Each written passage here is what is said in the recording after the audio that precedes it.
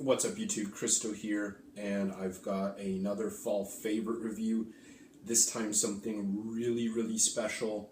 One of the most famous fragrances in the designer realm ever, even though today it's technically like exclusive designer, but regardless, today I'm going to be talking about Chanel's Bois d'Iles, which is now part of the Iles Exclusifs line, which has recently become EDP standard. I am going to be reviewing from my EDT. Now, I have not tried the new EDP in all fairness, but this review I'm sticking just to the EDT, which is still, fairly easily accessible. I will definitely report back after I try EDP versions of the exclusives, but for this review, looking at the EDT.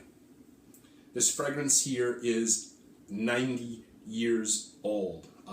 It was originally made in 1926 and is just consistently one of the most adored Chanel fragrances. Other than kind of the big 3 or 4, this is probably right up there. Of course, everyone knows number 5, and some of the newer ones that, but from the classic line, this one is one of the most beloved. This also, it's believed, went on to inspire the fragrance that is now known as Egoist, which is considered like one of the ultimate modern masculine masterpieces. I have tried Egoist many times. It's growing on me. I really didn't like it the first few times I tried it. I'm warming up to it. I still don't love it, and I do heavily, without even second guessing, think this is vastly superior, in many ways. But save that for another video, perhaps. So notes for this one, the big player here is the infamous sandalwood. It's dry, but it's got a very sweet, creamy feel to it. There's lots of florals, there's some resins, there's some spices, there's a lot going on in here, aldehydes as well. Tons and tons and tons of notes. Every time I wear this, I pick up different notes in different places. It's so complex, there's so much happening. It's really got amazing development. There's just always something different I pick up at different times, and it's fascinating. But for the most part, I would say the big players are woods, aldehydes, florals, and some spice. Now, what does this fragrance remind me of? This reminds me of if I were able to travel back in time and just appear in like a 1950s boardroom meeting with a bunch of high-level executives, just dressed, kind of like the 50s. To me, I think of like the apex of classic masculine fashion, and I'm in there. This is what I would picture a lot of those guys smelling like. It's so classy, it's so sophisticated. I do find it to be definitely masculine leaning, although it is technically, I believe, marketed for women or marketed as unisex. I just think of like a good-looking, clean-cut guy in a really nice suit, just really classy, sophisticated, masculine, all that stuff. That's what I picture when I smell this fragrance. I don't know why I'm wearing it, but I think it's amazing. Totally what it reminds me of. Now, for the specs on this, a lot of people complained about the Chanel EDTs, most of them, and I've even heard a few of the sales reps or the sales associates even say that they think that could be why they're changing it to an EDP, or they have changed it to an EDP concentration, because they said they would get quite a few complaints about longevity, when they're paying $300 a bottle, that kind of thing. It's obviously not gospel. It's not like Chanel said that in a press release, but it's kind of, I've heard a lot of people complain. I've even heard the SAs complain, and people complain to them, so could be. But for this one, I do definitely get, I'd say, good longevity, 6 to 8 hours. I never got anything less than 6, but it rarely went over 8, which to me is good for an EDT that is, really nice and fresh, clean smelling. It's definitely not as bad as some. There are some of the Lay's exclusives, like honestly, they last 2 hours on me and then I can't pick up a trace of them anywhere.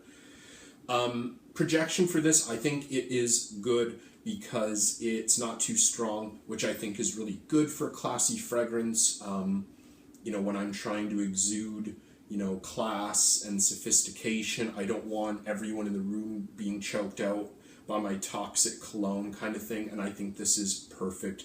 I can put like 3 sprays of this on and not worry at all about people like, oh, that's the cologne guy kind of thing, which is what I like. I like that. I'm not really an oversprayer generally, but I like that people can smell me, but it's not like, completely filling a room. Season on this one, yeah, absolutely, without a doubt. It's autumnal, I think. There is some sweetness to it. There's the creamy sandalwood in it. There's some spices, some ambers, some resins and stuff, and I think those all definitely equate to fall time. Occasion, yeah, classy. Nice date, high-end job position kind of thing like that. I wouldn't wear this to just go to the mall. I wouldn't wear this just to go to the pub with my buddies. Partially because it is expensive, and also it's just not really the occasion for that, I don't think. It's too nice and gentle and sophisticated to go drink at a dive bar kind of thing. Masculine, I definitely, like I said, I do think this leans masculine, although I know there's a lot of the ladies out there that really do love this one. I do think it leans masculine, just like with that really prominent sandalwood, like dry sandalwood note, just kind of makes me think of a more masculine leaning fragrance. Now, in terms of price for this one, now I'm only going to talk about the EDT, and the EDT has different prices all over the world, okay? So in Canada, the 75 ml like I have here, there is also a bigger 200 ml version. I don't know why they do 75 and 200. You'd think they just do 100 and 200, but whatever. The 75 ml here was about 200 Canadian dollars plus tax, I believe, or maybe a little under 200 plus tax. The 200 ml bottles are a little over $300, which come to about, I think, $350 with tax.